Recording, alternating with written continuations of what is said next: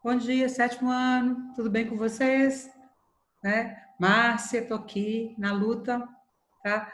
Para tentar amenizar essa pandemia aí e as dificuldades com o conteúdo de história, tá? Que eu sei que realmente esse conteúdo, essa parte que vocês estão vendo agora sobre a África, não é uma parte fácil, com dificuldades, inclusive, de bibliografia confiável, tá?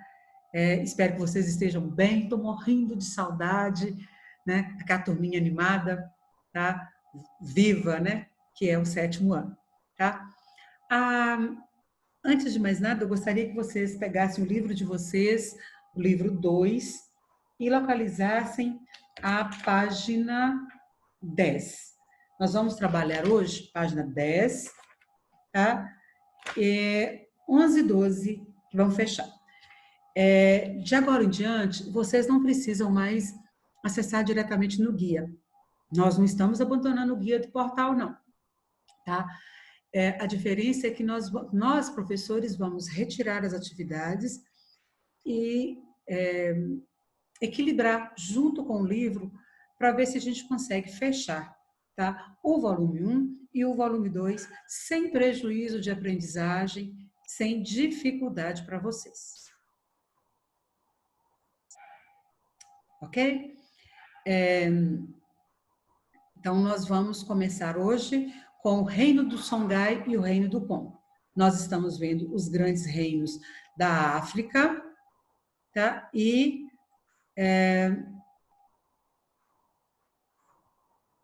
hoje nós vamos ver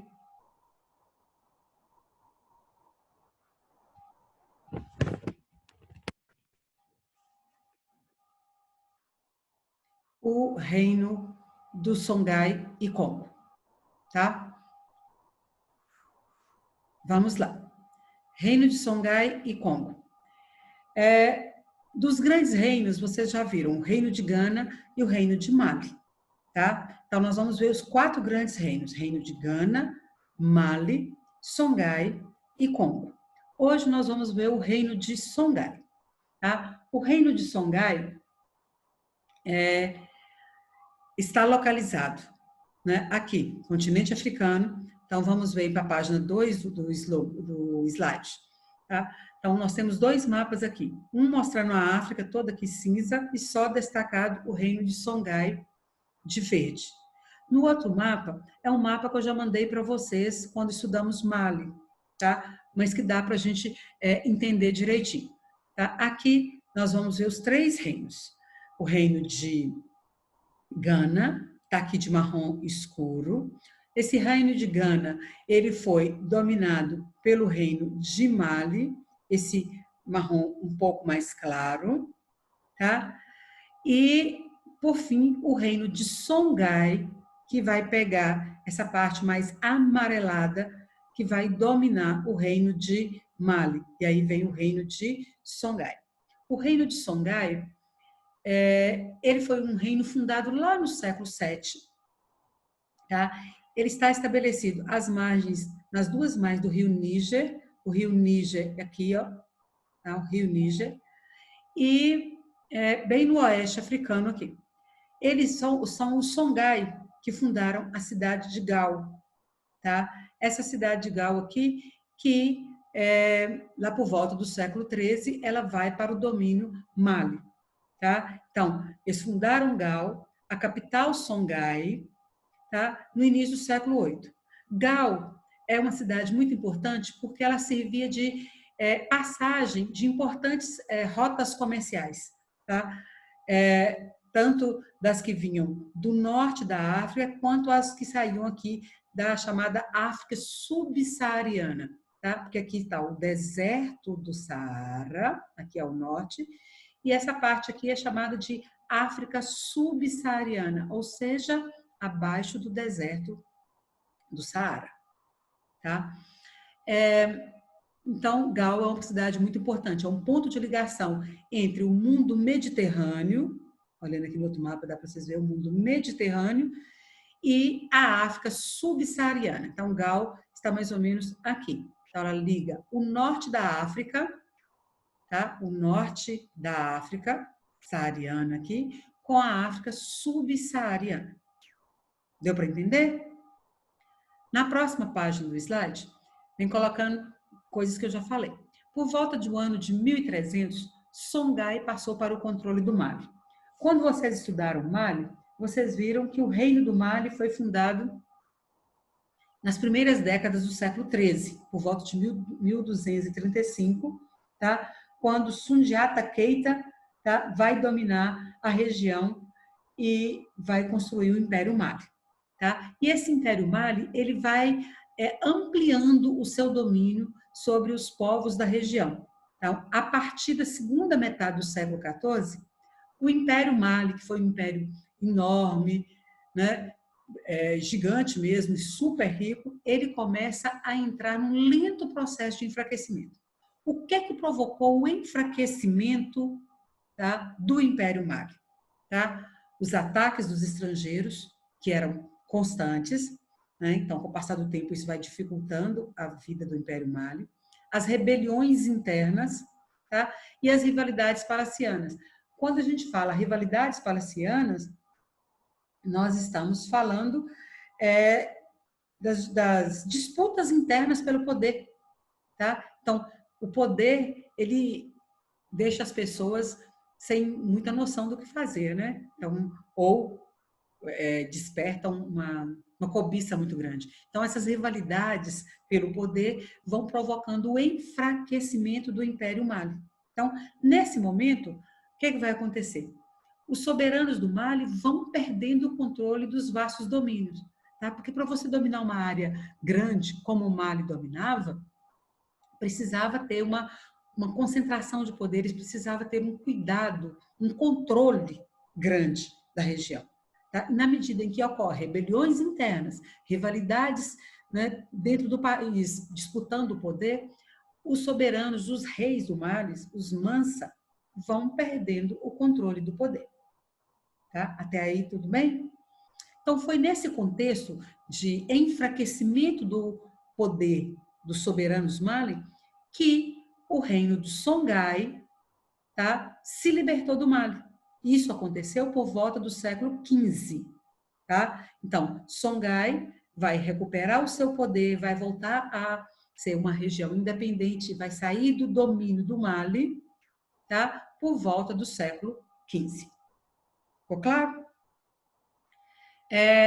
O primeiro imperador do Songhai foi Alibert, né? Ou Suni Alibert. Vocês encontram esses nomes todos. E a forma de pronunciar não precisa preocupar, não, tá? Porque você encontra pronúncia de todo tipo, né? Ainda mais que eles costumam fazer essa pronúncia com sotaque bem muçulmano, então fica mais difícil. Então, o primeiro imperador de Songhai foi Ali Ber, ou Soni Ali Ber. Soni quer dizer que ele era um sunita. Soni ou Suni Ali Ber. Tá? O nome é Ali Ber. Ele vai expandir seus domínios e incorporar diversas províncias, tá? Províncias que eram dominadas pelo Império Mali. Então, Songhai se liberta de Mali e ainda vai dominar regiões que eram dominadas pelo Império Mali. Tá? Dominou Tombouctou ou Timbuktu, tanto faz, vocês encontram escrito dessas duas formas, Tombouctou ou Timbuktu. Tá? Então, eles dominaram em 1468, tá? Já na segunda metade do século XV, dominaram Tombouctou e depois dominaram Begené, tá? Em 1470. Atacou os tuaregues. Quem que eram os tuaregues? Eram povos que habitavam o norte da África. Eram normalmente nômades, tá? Que dominavam rotas comerciais, tá? No norte da África, na região do Saara. E eles vão expulsar esses tuaregues para o norte do Sahel. Sahel ou Sahel. Você encontra também as duas pronúncias. É mais comum falar Sahel, tá? Mas você encontra também com a pronúncia Sahel. Então, eles vão expulsar os tuaregues para o norte do Sahel. Tá? Alibir, ou Alibert, ele era muçulmano, assim como assim como os soberanos do Mali e de Gana, era muçulmano. Tá? As conquistas que Alibert fez aqui possibilitou o domínio das minas de ouro e das minas de sal, o comércio de marfim e também o comércio de escravizados. Então, isso tudo vai promover uma riqueza muito grande. Página 10 do livro de vocês, tá? Aqui eu coloquei para vocês um mapa mostrando o que é o Sahel, tá? Ou Sahel. Aqui, no norte, está o deserto do Saara. Aqui, ligando do Atlântico até o Mar Vermelho, tá? Nós temos o Sahel. Então, o Sahel é uma região da África, já coloquei isso no outro slide, é uma região da África localizada entre o deserto do Saara e as terras férteis do sul. Tá?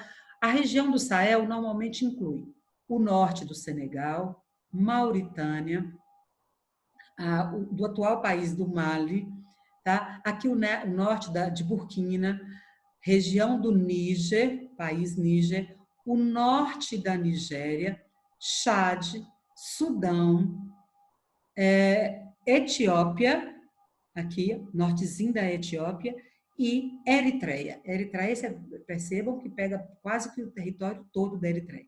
Tá? Essas linhazinhas são as divisas atuais dos países. Tá? Então, aqui está Etiópia, Eritreia, Sudão, Chad, Nigéria, Níger, Burkina, Mali, Senegal e Mauritânia. Tá? Então, a região onde que o Sahel pega.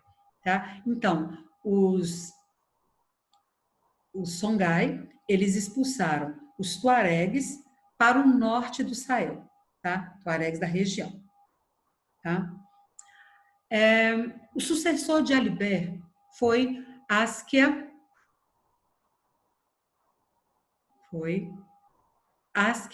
Mohammed, ou Mohamed, tá? Que era um muçulmano fervoroso e também um político sagaz. Tá? Pouca leitura, mas em termos de política ele era sagaz, ele era muito apto para a função. Tá? E era um muçulmano fervoroso. Mas apesar dele ser um muçulmano fervoroso, que praticava com bastante intensidade a religião islâmica ou muçulmana, ele não forçou a islamização da população, nem dos povos dominados. Então, deu ao povo uma certa liberdade para que eles cultuassem as religiões tradicionais.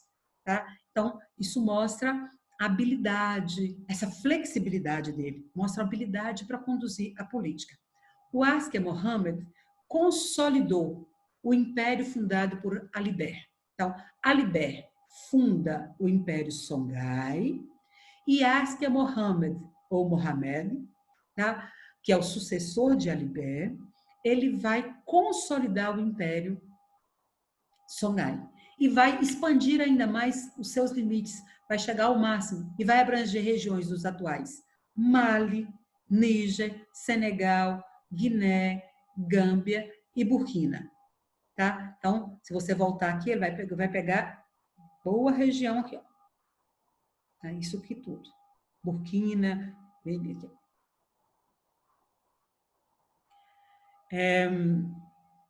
Organização social e política de Songhai era um pouco mais complexa quando comparamos com a de Mali. Tá? A monarquia de Gao, Gao é a capital do Império Songhai. Então, qual a capital do Império Songhai? Gao. Tá?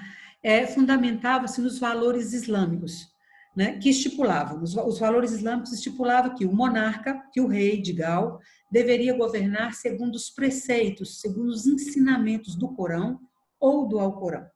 Corão ou Alcorão é o livro sagrado da religião islâmica ou dos muçulmanos. Tá? E também fundamentava-se no valores consuetudinários. O que são valores consuetudinários? São valores baseados nos antigos costumes do povo Songhai. Tá? De acordo com os costumes antigos do Songhai, o rei era o pai do povo, era dotado de poderes semi-sagrados, ele era fonte de fecundidade e fonte de prosperidade. Tá? Então, essas duas tradições combinavam-se dependendo da personalidade do soberano. Então, às vezes, o soberano governava seguindo mais os fundamentos dos valores islâmicos e, às vezes, de acordo com os fundamentos dos valores consuetudinários. Então, frisando bem aqui, vamos lá? A monarquia de Gao, tá? Ou seja, a monarquia fundada pelo Songhai, Gao, capital do Império Songhai. Ela fundamentava-se nos valores islâmicos e nos valores consuetudinários, tá? Consuetudinário é aquilo que é baseado na tradição, nos costumes, tá? Então, nos valores islâmicos, teria que ser de acordo com os preceitos do Corão ou Alcorão. Nos valores consuetudinários, nos costumes do povo Songhai. Ficou claro? Próxima página. Em 1591, né, já finalzinho do século XVI, com posse de armamentos modernos, canhões, arcabouços, né, que a gente chamaria hoje mais ou menos de espingarda, forças marroquinas capturaram cidades dos Songhais, levando à queda do Império. Nesse momento aqui, o Songhai usaram uma estratégia de soltar um rebanho de mais de 1.000 cabeças de gado sobre o exército marroquino, tá? Mas não surtiu efeito, porque o gado disparou para tudo quanto é lado, apavorado e com os tiros de canhões, com os tiros das armas de fogo. E os Songhais, né, tinham uma cavalaria poderosa, um exército poderoso, mas eles não tinham armas de fogo. Eles lutavam com espadas, com lanças, com dardos. Tá? Então, a cavalaria Songhai, então, o que aconteceu? Ela foi massacrada pelas armas de fogo dos marroquinos. Tá? Então, os marroquinos vão dominar o Império Songhai. Vão dominar, mas não vão conseguir manter o domínio muito grande sobre esse império. O que vai acontecer? Ele vai se fragmentar. Tá? Ele vai se fragmentar. Tranquilo? Pessoal, quando a gente fala da história da África, especialmente dos grandes reinos, nós temos uma carência muito grande de fontes escritas, fontes confiáveis. Tá? Nós temos alguns relatos de estudiosos, de pessoas, de viajantes que percorreram essas regiões e contaram e escreveram sobre os grandes reinos africanos. Tá? Mas apesar dessa carência de fontes escritas, né, de um período de povos tão ricos e tão importantes para a nossa história, para a história, por exemplo, nossa do Brasil, a história africana aqui, desses grandes reinos, ela vai ser contada, ela vai ser transmitida de forma oral. As pessoas encarregadas de fazer essa transmissão, de contar a história africana, a história desses grandes reinos, eram chamadas de griot ou griots, tá? Você acha escrito dessa forma ou de uma forma mais aportuguesada, griot ou griots. Então, quem são os griots? São aqueles que dominavam a palavra, que transmitiam a tradição histórica do seu povo, através de músicas, através de poesias, através de relatos, tá? Então, é super importante vocês lembrarem isso. A história africana, a história dos grandes reinos, normalmente é contada pelos griots, tá? De forma oral. Né? A história é conhecida tradicionalmente pela palavra, pela forma oral. Há uma carência de fontes escritas. Quem conta essas histórias normalmente são os griots, aqueles que dominam a contação de histórias, aqueles que repassam de geração para geração a história de um povo. Ficou claro para vocês? Religiões tradicionais africanas. Só para complementar aí. As religiões tradicionais africanas apresentavam características próprias. Cada família podia ter as próprias divindades para adorar. Tá? Entretanto, elas apresentavam pontos comuns, como relevância dos ancestrais, o culto aos mortos, a crença na reencarnação e na possessão, tá? Eles acreditavam que muitos deuses possuíam os corpos de vivos, tá? Para se manifestarem. Assim, a religião africana colocava os mortos bem próximos dos vivos. Então, quando fala possessão, é isso, tá? Deuses que se incorporavam no corpo de vivos. Isso de acordo com a tradição das chamadas religiões tradicionais, tá? Então, repetindo aqui, frisando, as religiões tradicionais, tá? Elas apresentavam pontos comuns, que eram a relevância, ou seja, a importância dos ancestrais. Então, estavam sempre contando como que eram os ancestrais, como que eram as pessoas que vieram antes, aqueles que fundaram os reinos. O culto aos mortos, a crença na reencarnação, então que as pessoas voltavam e reencarnavam, e a possessão, que seria, né, os deuses possuírem, se incorporarem no corpo dos vivos. Então, daí a religiosidade colocar uma proximidade muito grande entre mortos e vivos. Entre mortos e vivos. Mesmo com todas essas religiões tradicionais, ancestrais, tá? Vários reis africanos vão se converter a outras religiões, tá? Vão mudar de religião. Em Gana, Mali e Songhai, tá? Os reis adotaram o islamismo, ou seja, a religião muçulmana. No rei do Congo, o Mani Congo, adotou o catolicismo. Tá? Vamos ver por que a diferença? Ao adotarem as novas religiões, os reis de Gana, Mali, Songhai e Congo tinham, acima de tudo, interesses comerciais. Então, por que os reis desses grandes impérios, Gana, Mali, Songhai e Congo, por que eles se converteram a outras religiões? Por causa de interesses comerciais. A religião islâmica estava ligada ao comércio das caravanas que atravessavam o deserto do Saara, tá? Religião islâmica, religião muçulmana, tá? Daí a razão dos impérios de Gana, Mali e Songhai terem se convertido, os reis, né, desses impérios terem se convertido à religião islâmica, tá? Interessante para os reinos da África subsaariana ou subsaariana adotar essa religião. Já o Mani Congo, que é o rei do Congo, converte-se ao catolicismo. Por quê? Porque ele queria favorecer relações comerciais com Portugal. Ele acreditava que, ao se aproximar de Portugal, que os portugueses ajudariam os congoleses a negociar diretamente com outros países da Europa. Tá? Fato que não aconteceu. Ficou claro? Então, só frisando, os reinos de Gana, Mali e Songhai se converteram à religião islâmica. O reino do Congo se converteu à religião católica, ao cristianismo. Tá? O rei do Congo é chamado de Mani Congo. Se converteu ao catolicismo. Os reis de Gana, Mali e Songhai se converteram à religião islâmica. Ponto comum entre eles, interesses comerciais. Independente de ser religião islâmica ou católica, eles se converteram a essas novas religiões por interesses comerciais. Ficou claro? Reino do Congo.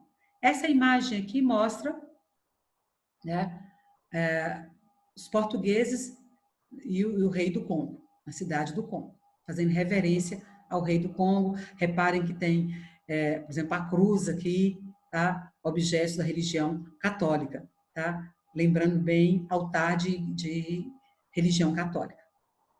Como se formou o reino do Congo? Tudo começou quando Nimi Lukeni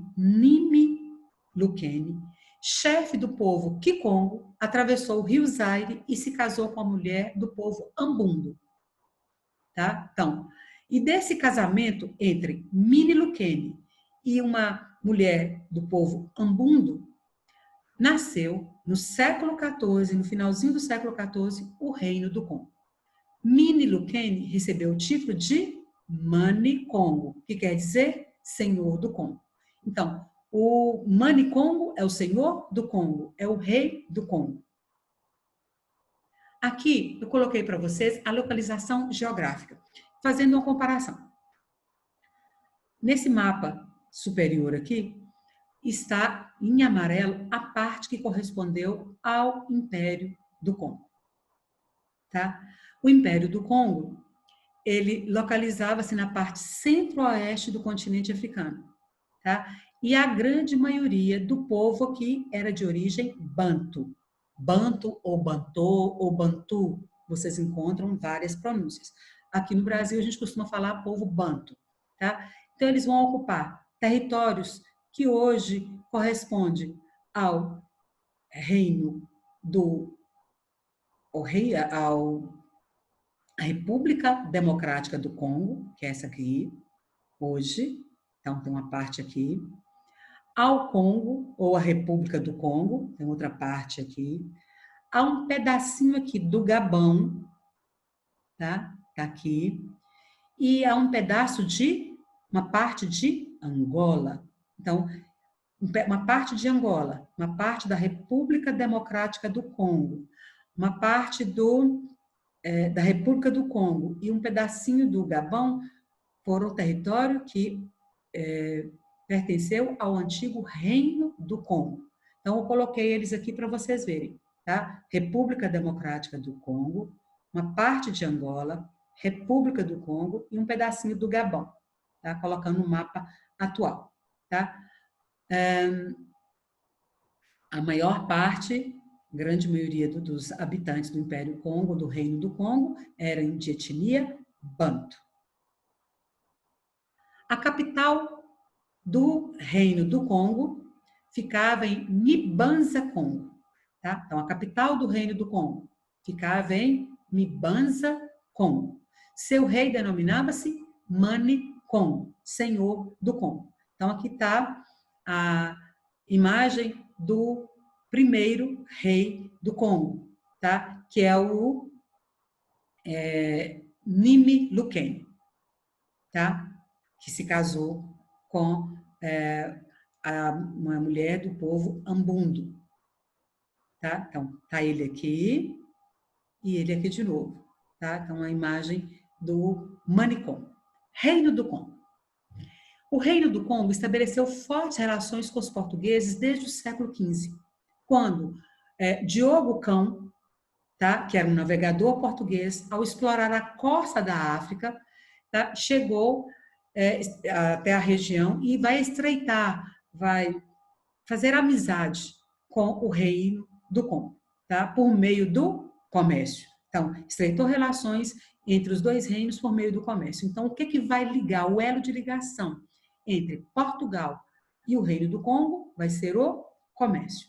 Portugal passa, então, a influenciar o Mani Congo, ou seja, o rei do Congo, e vai manter um comércio ativo com esse rei congolês, tá? Um comércio intenso, tá? O rei do Congo manda nativos do Congo para Portugal, tá? Vão aprender a língua portuguesa, vão aprender a religião católica, tá? E os portugueses vão conseguir converter o rei do Congo ao cristianismo. No caso específico do rei do Congo, a religião católica. Vocês sabem que todo mundo que acredita em Cristo é cristão, tá? E existem dezenas de religiões que praticam o cristianismo. A Igreja Católica é uma delas, tá? O rei, em 1491, o rei Nzinga, tá? Nzinga Nkuvo, ele se converteu ao cristianismo e adotou o nome de João I. Ele acreditava que os portugueses seriam ótimos parceiros comerciais, tá? Que os portugueses iriam ajudar os congoleses a negociar com outros países da Europa, tá? E que isso ia impulsionar o seu comércio e enriquecer o seu reino, tá? Isso não acontece, né? E o Nzinga Nkuvu, ele vai sofrer pressão dos chefes tribais do Reino do Congo para abandonar o catolicismo, tá? Ele acaba voltando atrás, mas os portugueses vão persistir, tá? Após a morte dele, no processo de sucessão, vai ser um processo difícil, tá? Com conflitos, inclusive, fratricidas, ou seja, irmãos matando irmãos, disputando o poder. Nesse conflito,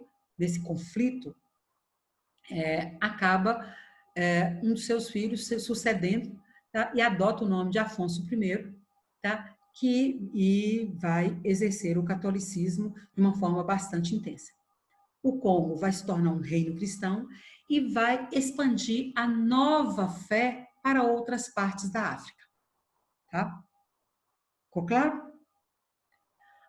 Base da economia. Então, como que era a economia do Congo? A base da economia do Congo era a agricultura, o pastoreio e o comércio. Tá? O comércio do Congo era intenso. Os comerciantes lucravam com a comercialização de tecidos, de sal, de metais, né? E derivados de animais como o marfim. Né? Aqui, gente, normalmente era feito o comércio com escambo, ou seja, troca, tá? Mas eles já estavam usando moedas também. Só que a moeda aqui, gente, não é como a gente conhece, não. Tá? A moeda aqui eram pequenas conchas chamadas de nizimbo.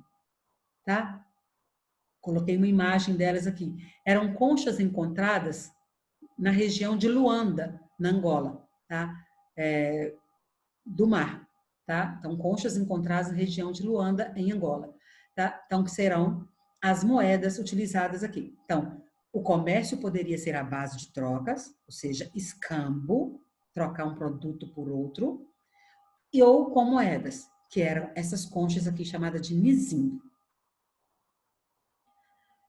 O Manicongo, ou seja, o rei do Congo, cercado de seus conselheiros, controlava o comércio, controlava o trânsito de pessoas, recebia impostos, exercia justiça, buscava garantir a harmonia da vida no reino e das pessoas que viviam nele. Ou seja, o Manicongo tinha o controle da sociedade congolesa. Ele vai se tornar um importante fornecedor de cobre e de pessoas escravizadas para os comerciantes europeus, especialmente para os portugueses. Tá? Então, o Reino do Congo, né? O comércio aqui vai ser intenso com Portugal, vai ser intenso com os comerciantes europeus, especialmente Portugal. Os portugueses acabavam fazendo a ponte entre eles e os demais europeus. Os escravizados eram prisioneiros de guerra, tá? Endividados e ou criminosos. Entre as atividades, tá, dos escravizados, podemos citar: cuidar das plantações, conseguir suprimentos, fazer as limpezas das aldeias, das cidades do reino. Então, ou seja, os serviços mais pesados, mais difíceis, era a função dos escravizados. Tá? E esses escravizados começam a ser vendidos também para os portugueses, que vão trazer esses escravizados para a América. Tá? Daí a nossa ligação com o Reino do Congo. Tá? Escravizados, tá? especialmente de etnia banto, virão para a América, virão para o Brasil pelas mãos dos portugueses. Tá? Os portugueses vão pressionar querendo escravizados. Quem falar com vocês que os portugueses não entraram na África, que a escravidão era só com os africanos, tá? Presta atenção nisso. Os portugueses, eles pressionavam os congoleses, os povos africanos, a fornecer escravizados para eles. O reino do Congo, o reino congolês, vai conseguir manter-se forte, né, inteiro, até mais ou menos a meados do século XVII, tá? Por volta de 1650. Tá? Quando, em razão de desavenças com os portugueses, de conflitos de interesses né, com os portugueses, ele vai se enfraquecer e vai fragmentar em vários reinos.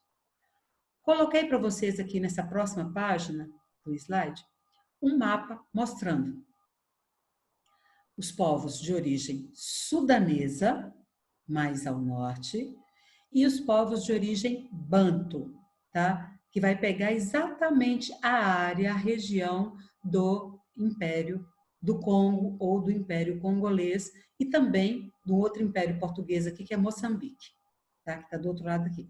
Então, reparem que dos povos bantos, eles vieram principalmente para Recife, né, lá em Pernambuco, e para o Rio de Janeiro. Tá?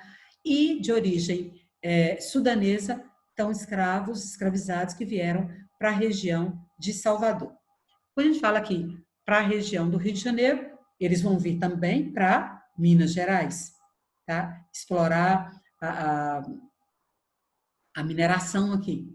Tá? Eles vão trazer, inclusive, instrumentos que eles utilizavam aqui na África, tá? Eles vão trazer, vão ser utilizados aqui no Brasil. Tá? Então, é originário do Reino do Congo, grande parte dos africanos que foram trazidos ao Brasil para trabalharem como escravizados, os bantos, tá? Que era do Reino do Congo, uma quantidade muito significativa. Aqui eu estou mostrando para vocês duas imagens que eu achei interessante para vocês perceberem. Tá? Isso aqui é o Rio Congo, tá? Rio Congo, mostrando ele no mapa. Tá? O Rio Congo é o segundo maior rio da África. Só perde para o Rio Nilo, que fica no Egito. Então, no século XV, né, os congoleses passaram a ter contato com os portugueses, depois da viagem, tá, do Diogo Cão. Tá? Então, após a viagem, né, do Diogo Cão, os congoleses passaram a ter contato com os portugueses. Naquela época, os congoleses eram um grande império, né? Aliás, os portugueses, desculpa, eram um grande império marítimo. Tá? Eram eles que estavam fazendo as grandes viagens, explorando toda a costa africana. Tá? E assim passaram a desenvolver atividades que vão consistir na captura de pessoas para serem escravizadas com a venda para os europeus. Então, o Reino do Congo tinha a seu favor a navegação pelo Rio Congo. Tá? Isso facilitava a captura de povos, que eles entravam em atrito, tá? Que não formavam reinos. Então, tribos mais isoladas, eles entravam em atrito, essas tribos perdiam, eles capturavam e vendiam para os portugueses, e os portugueses traziam para o Brasil. Quando eu falo vendiam, podia ser também escambo, troca. Ficou claro?